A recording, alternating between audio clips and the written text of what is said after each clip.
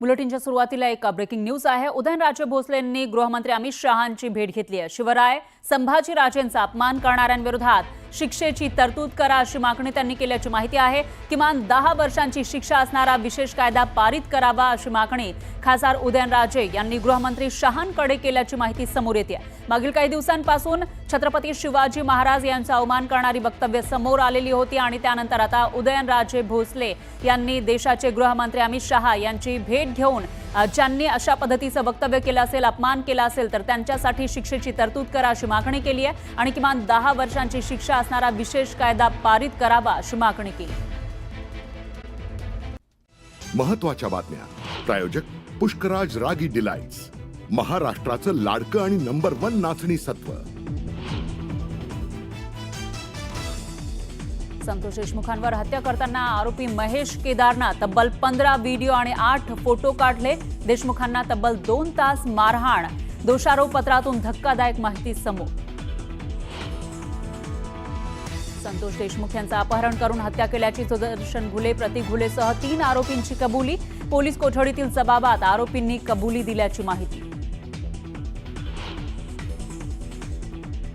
सौगाते मोदी नाही तर सौगाते सत्ता हेच भाजपचं उद्दिष्ट। बटेंगे तो कटेंगे म्हणणारे आता सौगात देणार। उद्धव ठाकरेंची मोदींवर घणाघाती टीका। अर्थसंकल्पीय अधिवेशन निरर्थक होतं। अधिवेशनानं फक्त देशाला उत्तम गाणं दिलं। अर्थसंकल्पीय अधिवेशनावर उद्धव ठाकरेंचा घणाघात।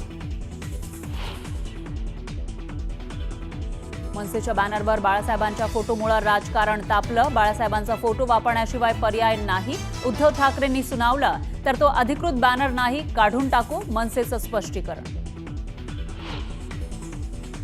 औरंगजेबची कबर काढून टाकण्याची राहुल शेवाळेंची मागणी। केंद्रीय सांस्कृतिक मंत्री गजेंद्र शेखावत यांची भेट घेऊन पत्राद्वारे केली मागणी। कुंभमेळा नाशिकचा की त्र्यंबकेश्वरचा, यावरून नाशिकच्या साधू संतांमध्येच वाद। कुंभची सुरुवात त्र्यंबकेश्वर पासून झाली, नाशिकचं नाव लावू देणार नाही, रवींद्र पुरी महाराजांचा इशारा। हिंजवडीमधील कंपनीतील चौघांना जिवंत जाळल्याच्या प्रकरणामध्ये आरोपी जनार्दन हुंबर्डीकरला 29 मार्चपर्यंत पोलीस कोठडी। बीडमध्ये शेतकऱ्यांनी पंचायत समिती कार्यालयामध्ये उधळल्या बनावट 50 लाखांच्या नोटा। पाटोदा पंचायत समिती कोणतंही काम करायचं असल्यास शेतकऱ्यांकडून पैसे घेत असल्याचा आरोप।